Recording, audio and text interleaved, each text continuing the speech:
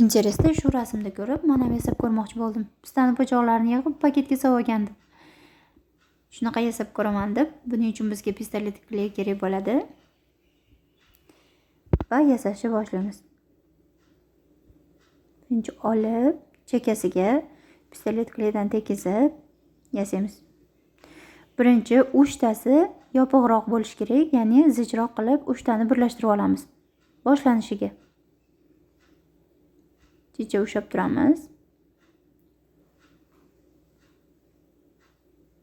Mana yana tekizib chiqamiz.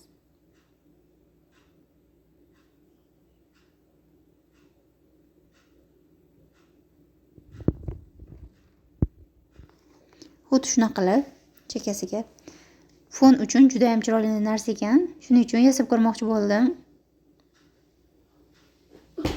Chekkasiga tekizamiz. Asosan shu pastki qismiga tekizib yasaymiz. Pastki qismiga kley tekizamiz. Va shunaqa qilib yopishgungacha ichiga ushlab turamiz. Mana. Xuddi shunaqa qilib ana yopishtiramiz.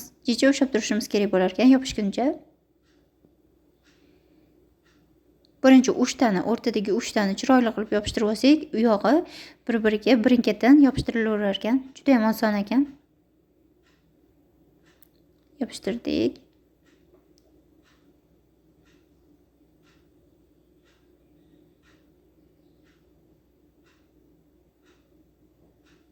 Xuddi shunaqa qilib yopishtirib, aylantirib, yopishtirib chiqamiz.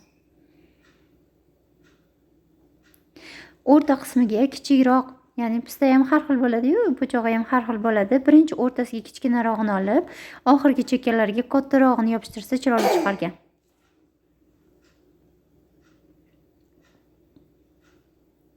Juda ham oson ekan.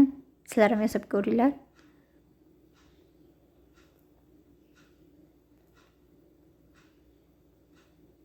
Mana, xuddi shunaqa qilib yopishtirib chiqamiz.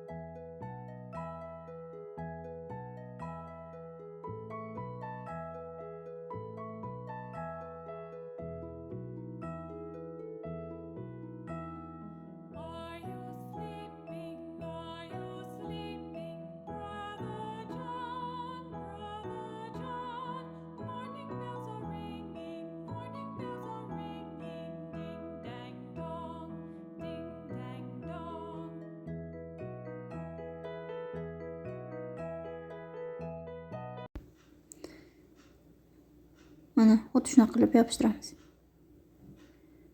Ona. Sizga chiroyli fon orqasiga.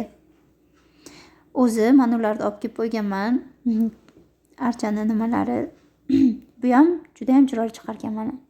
Mana bu joyga qo'yib qo'ysa juda ham chiroyli turar ekan. Gulimiz tayyor. Sizlar ham albatta yasab ko'ringlar. Mana o'sha ikkinchisini yasab bo'ldim. Juda ham tez bo'lar ekan. Chiroyli chiqargan. Mana bu joyga qo'yib qo'yaman endi. Rasmga olayotganimda, video qilayotganimda chiroyli fon bo'lib turadi. Dekor. Sizlar ham albatta yasab ko'ringlar.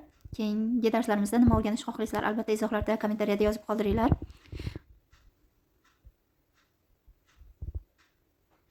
Mana. Kanalimga obuna bo'lib, like bosish esdan chiqmasin.